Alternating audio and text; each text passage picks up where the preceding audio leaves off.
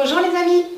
Aujourd'hui, nous allons revoir comment encadrer les nombres, mais cette fois avec des nombres jusqu'à 1000. Tu verras que c'est utile pour avoir une idée d'une quantité sans rentrer dans les détails. Par exemple, au lieu de dire « il y aura pile 17 personnes à la fête », on peut dire « il y aura entre 15 et 20 personnes ».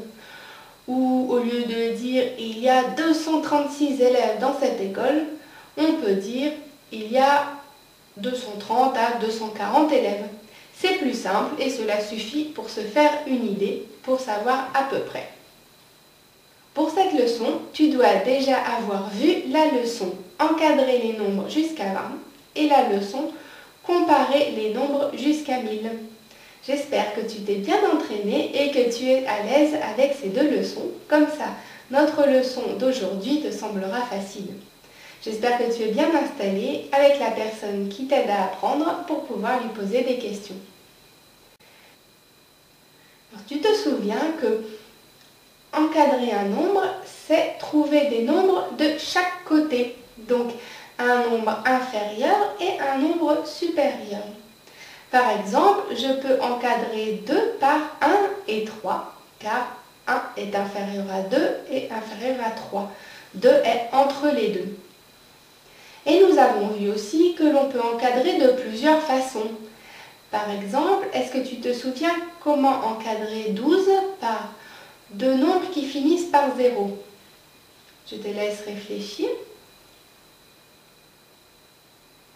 On cherche donc un nombre inférieur qui se termine par 0. C'est donc 10, oui. Et un nombre supérieur qui se termine par 0. C'est donc 20.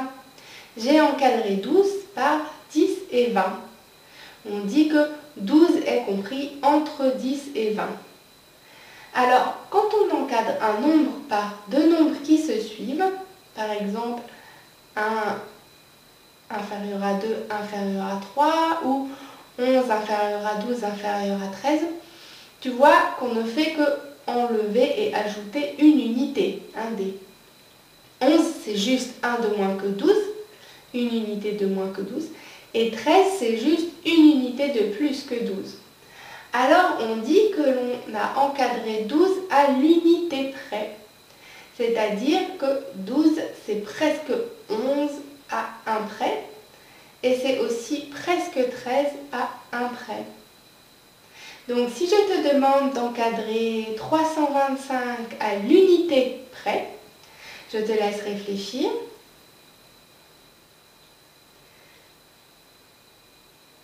Qu'est-ce que ça va donner? On a dit que pour encadrer à l'unité près, on cherche les nombres qui sont différents juste de une unité. Donc, 1 de moins que 325, c'est 324. Et 1 de plus que 325, c'est 326. Donc, en disant que 325 est entre 324 et 326, on a donc bien encadré 325 à l'unité près. 325, c'est presque 324 ou presque 326 à 1 près. Maintenant, on a vu dans la leçon sur encadrer jusqu'à 20 qu'on peut faire de plus grands espacements. Par exemple, dans l'exemple que j'ai donné tout à l'heure, on a encadré 12 par 10 et 20. Alors tu sais que 10, 20, 30, 40, etc., tous ces nombres qui se terminent par 0, ce sont des dizaines, ce sont plusieurs bâtons et 0 unité. Eh bien, on peut demander à encadrer un nombre à la dizaine près pour savoir quelle est la dizaine juste en dessous et quelle est la dizaine juste au-dessus. On retrouve que la dizaine juste en dessous de 12, c'est 10. Donc, juste en enlevant mes 2 dés, j'ai bien une dizaine toute seule et elle est moins grande que si j'ai mes 2 dés en plus dans 12. Donc, 10 est plus petit que 12 et la dizaine plus grande que 12, c'est bien sûr si j'ai 2 bâtons. Donc ici, une colonne entière de dés en plus. Donc j'ai 12 compris entre 10 et 20, entre les deux dizaines 10 et 20.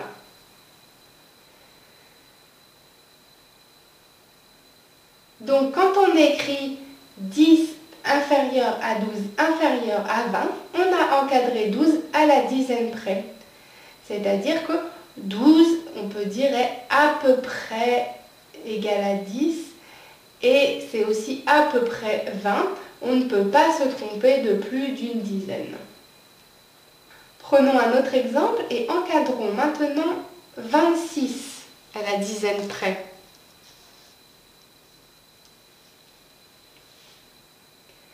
Donc, à la dizaine près, on ne travaille qu'avec les dizaines. Donc, on ne s'occupe plus des unités.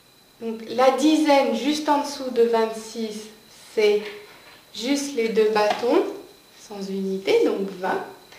Et la dizaine juste au-dessus de 26, c'est celle du dessus. Donc, au lieu de 2 bâtons, j'en ai un de plus, 30. On a complété ici ce dernier bâton qui n'était pas complet. Ici. Donc, nous avons là encadré 26 par les dizaines 20 et 30. On a encadré 26 à la dizaine près, par des dizaines.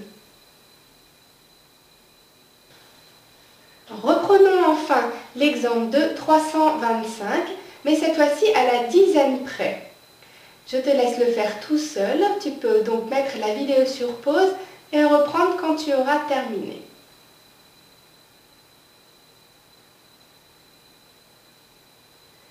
Donc à nouveau, on ne travaille qu'avec les dizaines, juste en dessous et juste au-dessus. Le nombre juste en dessous de 325, qui n'a que des dizaines. Donc il y a bien toutes les dizaines dans les plaques, même si elles sont collées, plus les 2 dizaines toutes seules, mais pas d'unité. Donc c'est 320. Et la 17 au-dessus, c'est quand on rajoute un bâton, en fait on complète les 5 pour arriver à un bâton entier. Et j'ai donc 330. Et donc quand j'écris que 320 est inférieur à 325, inférieur à 330, on a bien encadré 325 à la dizaine près, par 2 dizaines. Bravo! Bien sûr, on peut aussi faire pareil avec des centaines. On peut encadrer les nombres à la centaine près. Dans ce cas, on ne se préoccupe plus ni des unités ni des dizaines, mais uniquement des centaines. Reprenons l'exemple de 26.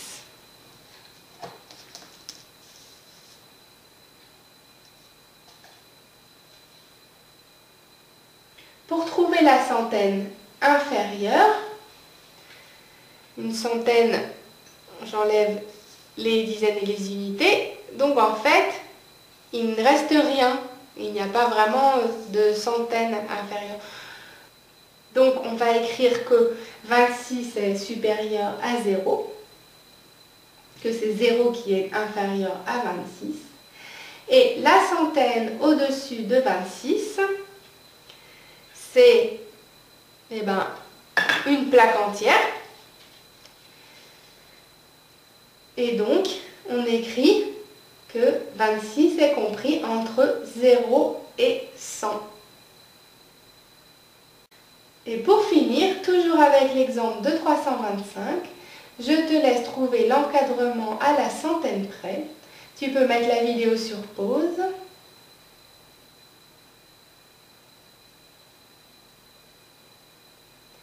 Alors, la centaine juste en dessous de 325, c'est 300 tout rond. C'est 3 plaques sans aucune dizaine ni aucune unité. Et la centaine juste au-dessus, c'est quand on met une plaque de plus, donc 400 tout rond aussi. Donc à la centaine près, nous avons 325 qui est compris entre 300 et 400. Bravo!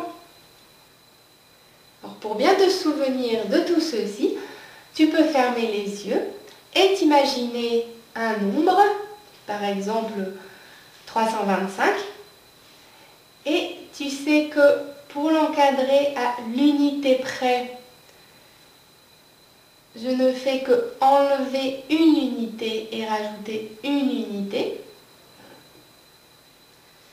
Mais si je veux encadrer à la dizaine près, alors je regarde le nombre juste en dessous qui n'a que des dizaines, donc qui n'a pas d'unité, et le nombre juste au-dessus qui a une dizaine en plus, et toujours pas d'unité. Et si je veux l'encadrer à la centaine près, alors je regarde le nombre juste en dessous qui n'a que des centaines, donc pas de dizaines, pas d'unité, et le nombre juste au-dessus qui a une plaque en plus. Bravo! Donc pour devenir de plus en plus à l'aise et de plus en plus rapide avec tout ceci, je te recommande, comme d'habitude, d'aller t'entraîner sur le site réviser.eu dans les leçons du professeur Atout Scolaire. Cette leçon-ci s'appelle Encadrer jusqu'à 1000. Amuse-toi bien et à bientôt!